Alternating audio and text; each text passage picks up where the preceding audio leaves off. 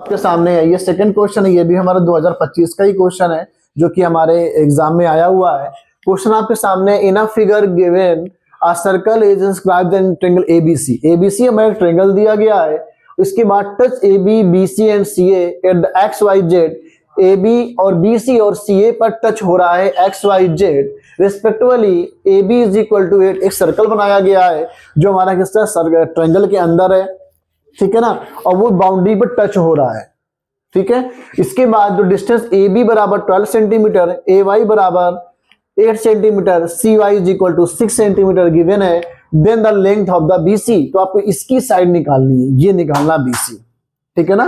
Clear हो गया। चलिए आगे देखिए। तो सबसे पहले हेडिंग हमारी पड़ेगी गिवन, जो कि हमारा ए बी हमारा 12 सेंटीमीटर दिया गया है, ए वाई दिया गया है 8 सेंटीमीटर एंड सी वाई दिया गया है 6 सेंटीमीटर। फिर डालेंगे हेडिंग फाइंड। फाइंड हमें क्या करना है बेटा, बीसी फाइंड करना है। ये हमारे सामने क्वेश्चन है, ठीक है ना।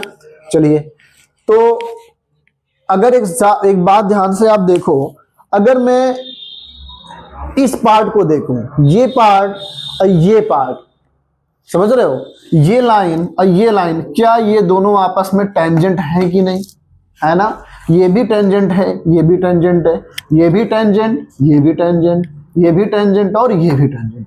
इसका मतलब है कि ये सर्कल है, सर्कल की एक्स बी एक्स भी हमारी और बी जेड ये आपस में क्या टेंजेंट है, क्या है, टेंजेंट है। ये भी आपस में क्या है, टेंजेंट है। ये भी आपस में क्या है, टेंजेंट है।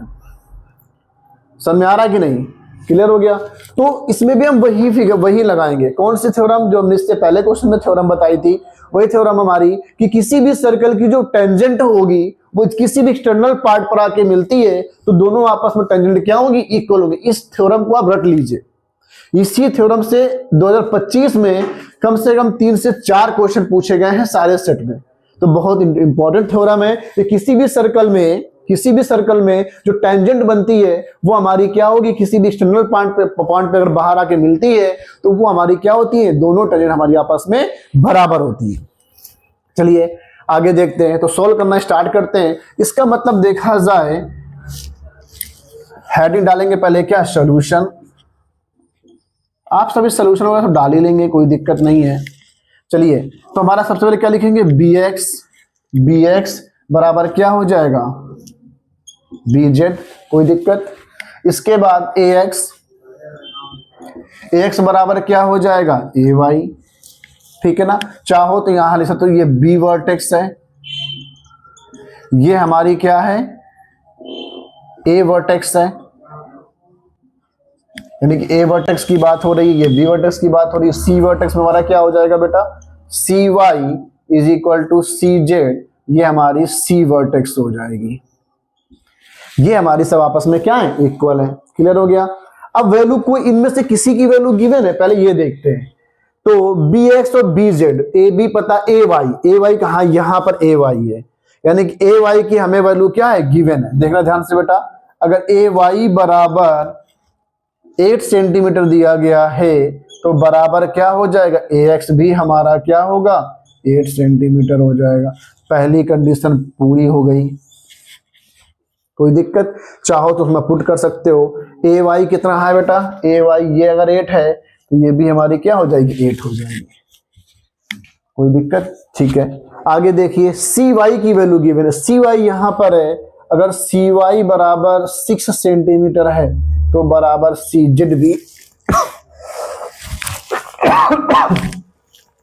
भी क्या होगा, हमारा 6 सेंटीमीटर हो जाएगा, कोई दिक्कत। ये भी हमारा हो गया, ठीक है। यहां पुट कर लीजिए, सी वाई ये है, ये 6 होगा तो सी जेड हमारा 6 हो जाएगा, कोई दिक्कत। आगे बढ़ते हैं। फिर देखिए इस पॉइंट में और कुछ गिवन है, नहीं गिवन है, ठीक है ना। ए एक्स और क्या गिवन है यहाँ पे, हाँ ए बी गिवन है। क्या ए बी कोई यूज है, बिल्कुल यूज है। अगर देखा जाए तो ए बी जो हमारी ये पूरी लाइन है वो ए एक्स प्लस बी एक्स से बन रही है, ए एक्स प्लस बी एक्स से बन रही। ए बी कितनी दी गई है, 12, ए एक्स कितना दिया गया है, 8 plus b x b x बराबर 12 माइनस 8 बराबर 4, तो बी एक्स कितना आ जाएगा बेटा 4 सेंटीमीटर। ये कितना हो गया 4 हो गया। कोई दिक्कत? अगर ये 4 है तो ये भी 4 हो जाएगा। क्यों? यहां लिख सकते हो बी एक्स बराबर क्या हो जाएगा बी जेड। क्यों होगा? लिख दो equal tangent, equal equal tangent. ये कितने का 4 हो जाएगी। क्या पूछा गया? बीसी पूछा गया है, बीसी हमारी यही तो होगी, तो लिख दो बीसी बराबर 4 + 6 इज इक्वल टू क्या हो जाएगा 10 सेंटीमीटर। तो आंसर हमारा क्या हो जाएगा 10 सेंटीमीटर। क्लियर हो गया? तो ये हमारा हो गया पूरा ओके। तो इस क्वेश्चन को अच्छे से देख लीजिएगा। इसमें भी हमारी वही वाली थ्योरम लगी है जो हमने इससे पहले हमने डिस्कस की थी, एक्सटर्नल टेंजेंट वाली। किसी भी सर्कल के बाहर कोई एक्सटर्नल पॉइंट में जब टेंजेंट आगे मिलती है तो वो हमारी क्या होती है, हमारी टेंजेंट इक्वल होती है।